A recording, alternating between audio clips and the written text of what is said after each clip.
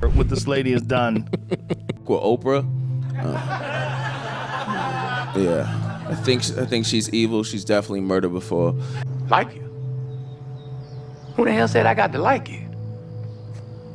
What law is there say I got to like you? In a shocking revelation that has sent waves across the media world, Joe Rogan has allegedly exposed dark secrets about Oprah Winfrey, leaving the talk show queen terrified. Known for her influential empire and carefully curated public image, Oprah has long been revered as a beacon of success and philanthropy. However, Rogan's explosive claims suggest there may be more to her story than meets the eye. Beat my win. Controversies came out about her. One of them is that she has been spreading wrong information on her show about health and other serious topics. Joe Rogan has exposed her by telling her that she has spread false information about MDMA on her show just to get views. She has shown fake women on her show and predicted that she has holes in her brains. Hundreds and hundreds of thousands, I think, of lives. We should talk about this while we're being brought up, because there's a common misconception about MDMA that has been proven to be false.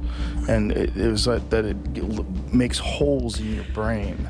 Well, yes. Yeah. Oprah is a big person responsible for that, actually. There was, it started on MTV and went to Oprah. This is around 2001.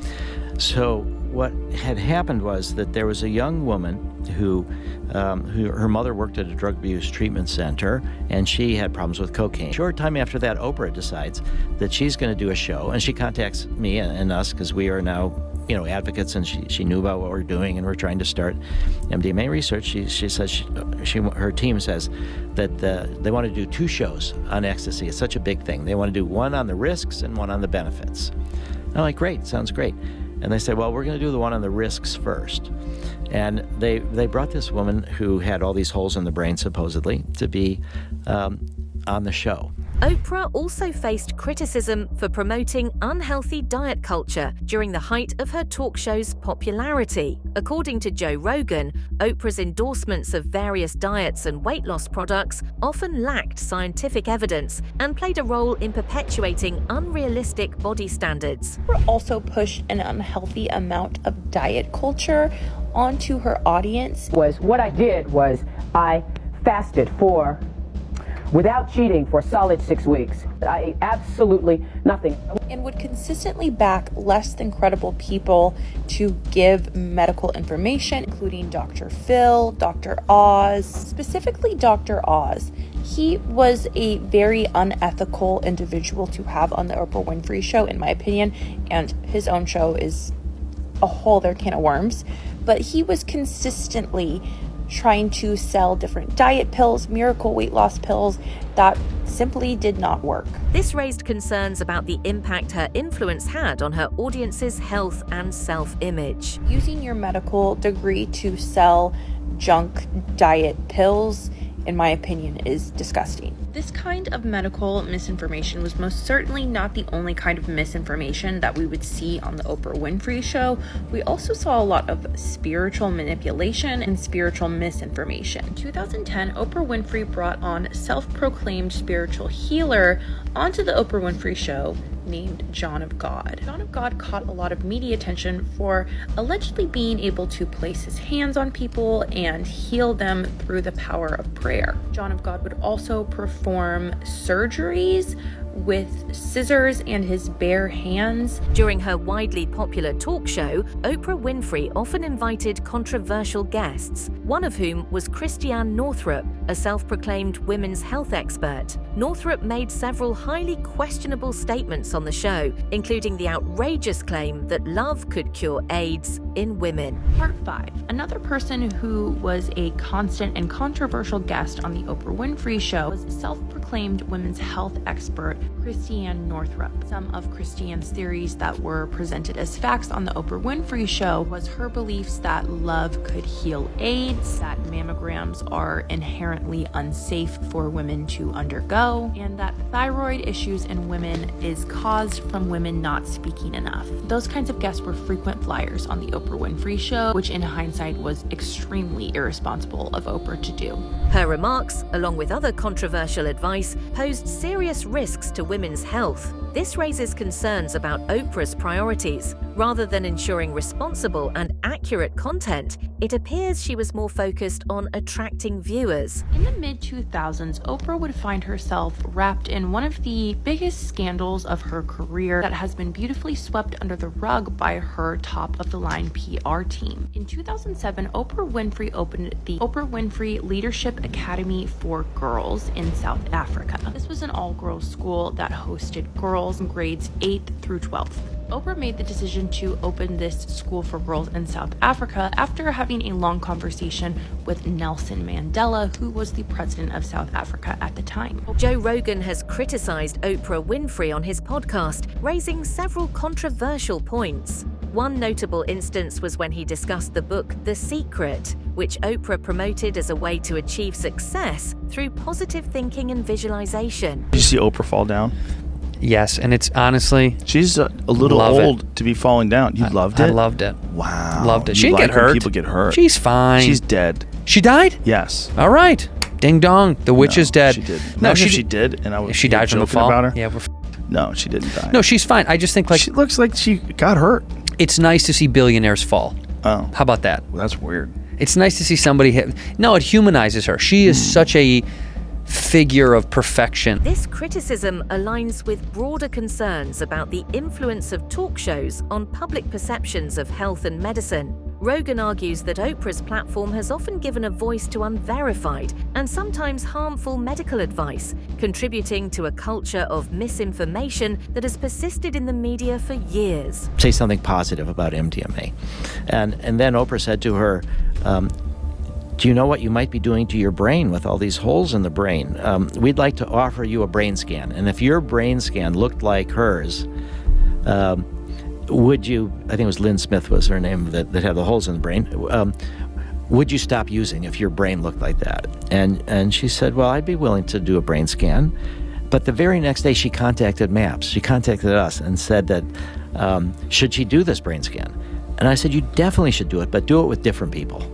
Don't do it with the people that they're, but definitely do this brain scan and then you'll be on the show again and you can show what the results are. Oprah Winfrey, a prominent TV personality and entertainment icon, has faced various allegations throughout her career. Additionally, there have been accusations from individuals like Rose McGowan, who criticized Oprah on Twitter. What was Oprah's rationale when she said, you don't want to be the president? Like, what was she saying? Because remember when people were saying that's our next president?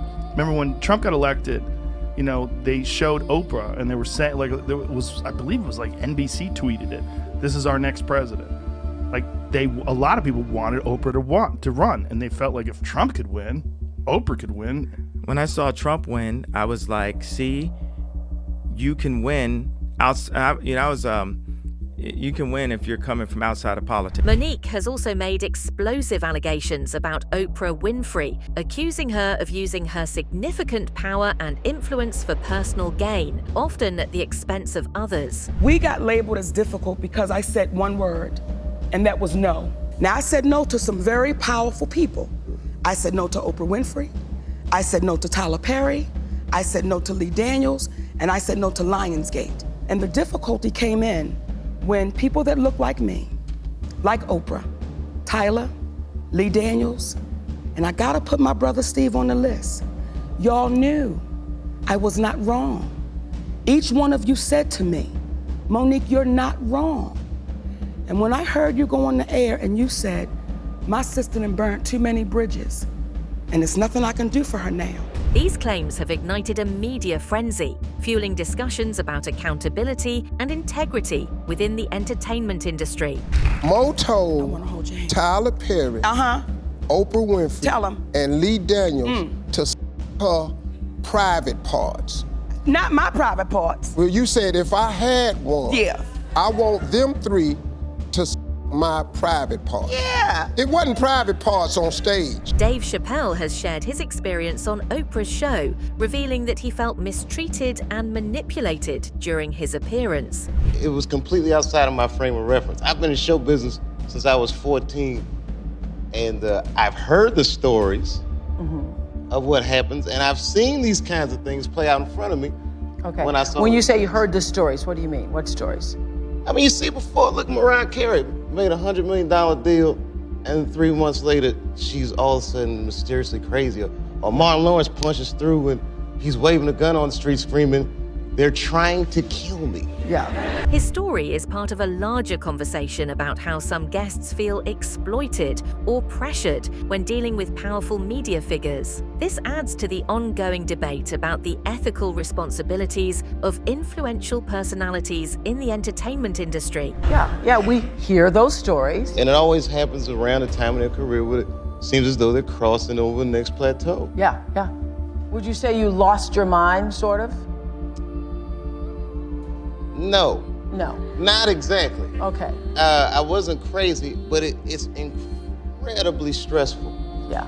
And I felt like in a lot of instances, I was deliberately being put through stress. The music industry is often perceived as a glamorous and exciting world filled with glitz, glamour, and success. But as an artist, they have to face numerous challenges and obstacles in their career due to the cutthroat nature of the business. I know you haven't always loved the internet.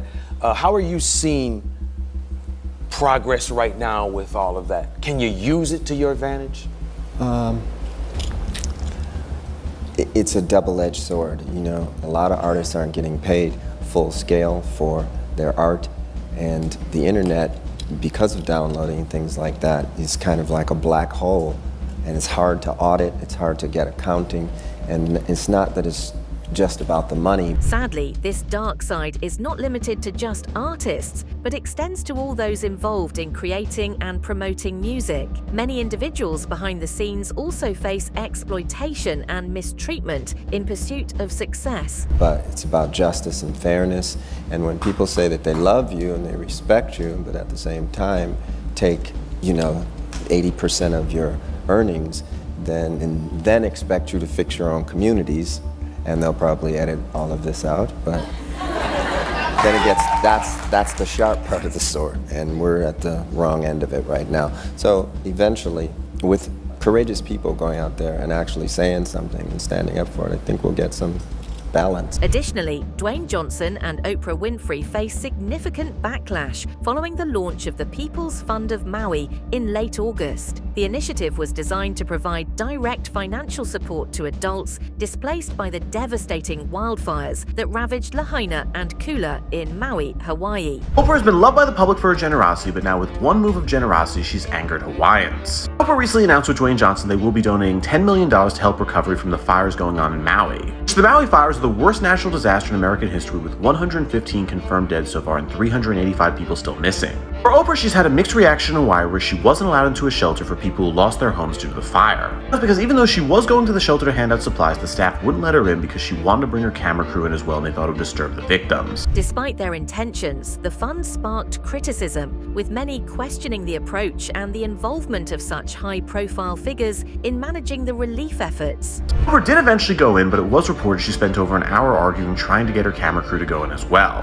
What's caused the main criticism in Hawaii is Oprah owns 830 acres of land there, which Oprah calls Oprah's farm. Oprah was criticized for doing because the average home price in Hawaii is the highest in the United States, being $836,000 on average. Oprah only lives in Hawaii for a couple months of the year, so this angers many Hawaiians, feeling this land could be used to house thousands of people. When Oprah did her live stream with Dwayne Johnson, she was criticized by people for not letting victims use her land as shelter. Hey, she still contributed $5 million. With that, I'm Charles Barlow. Subscribe to learn something. Critics on social media voiced their frustration, questioning why wealthy celebrities like Dwayne Johnson and Oprah Winfrey were asking for public donations instead of using their personal wealth to contribute more to the People's Fund of Maui. We have created the People's Fund of Maui that... Why don't you just call up your good buddy Biden?